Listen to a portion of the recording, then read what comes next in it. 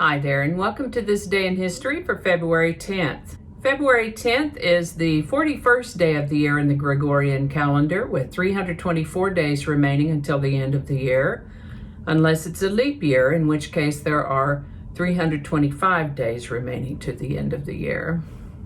Today's word is invidious. Invidious is an adjective that means unjust, offensive, or hateful, likely to arouse resentment, ill will, anger, etc. This comes from Latin invidiosus, which means envious, envied, or hostile, from invidia, which means envy or hostility, from videre, to see, ultimately from the Indo-European root weed, W-E-I-D, weed, to see, which is also the source of such words as guide, wise, vision, advice, idea, story, and history. I'd like to take a moment to remind you that links to my research are included in the show notes.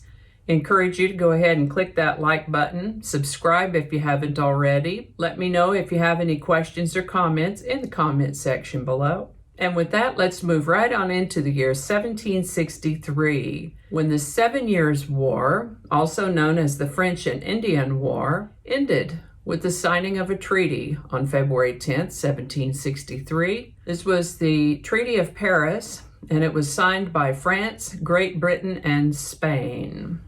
On this day in 1840, Queen Victoria and Prince Albert got married.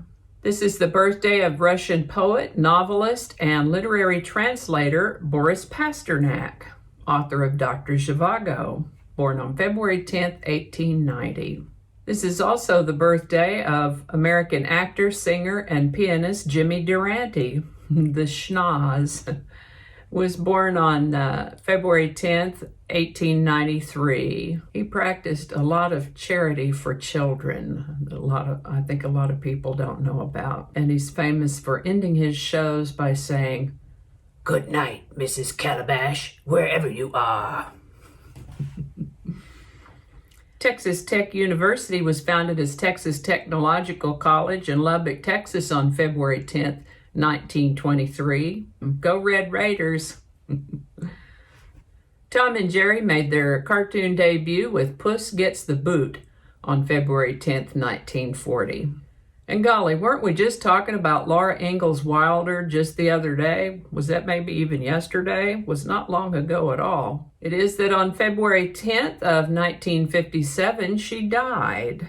She was 90. By the way, did you know that she didn't publish her first book until after she was 60? I didn't know that either. There was a spy swap on February 10th, 1962. Now, there's a collection of words you don't hear together all that often. American spy pilot Francis Gary Powers was exchanged for senior KGB spy Rudolf Abel at a border checkpoint between East and West Germany at 8:52 a.m. Berlin time. 25th Amendment to the Constitution was ratified on February 10th, 1967.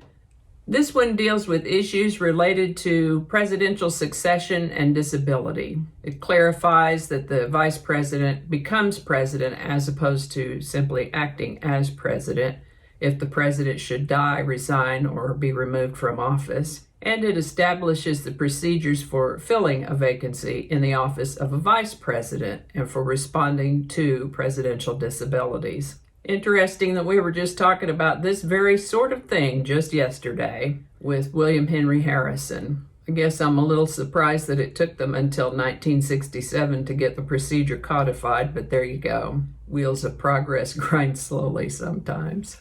On February 10th, 1972, Ziggy Stardust made his earthly debut. An androgynous character, Ziggy Stardust, was played by David Bowie. A bold move, and it really set David Bowie on his way. I've placed a link to an early performance in the show notes if you are curious. On February 10th, 1996, a computer beat the world chess champion. It was the IBM computer called Deep Blue, capable of evaluating 200 million moves per second versus world chess champion Garry Kasparov. Fortunately, it was game 1 of a 6-game match. So Gary won 3 and tied 2, which gave him the match, and he ended up winning the $400,000 prize. It was something of a phenomenon at the time because an estimated 6 million people worldwide followed the action on the internet.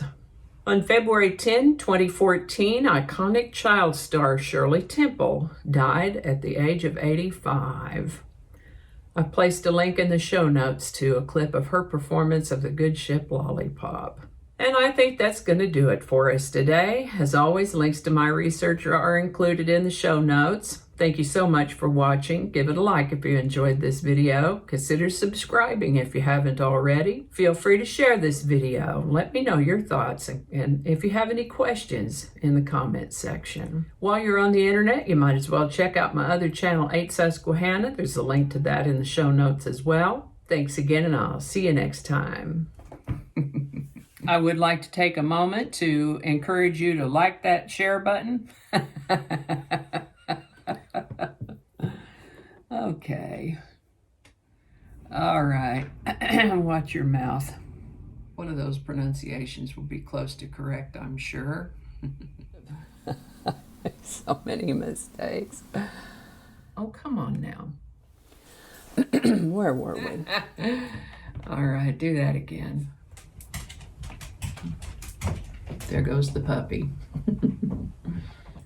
There's a good girl. Good girl. I don't know how all that's going to go together, or if it's even going to make it to the video. We'll just see. That's not going to go. Probably cut all that out. That'll all be laying on the cutting room floor. So I'll just do that whole thing over. That might not make it into the video. We'll see. Changing it up.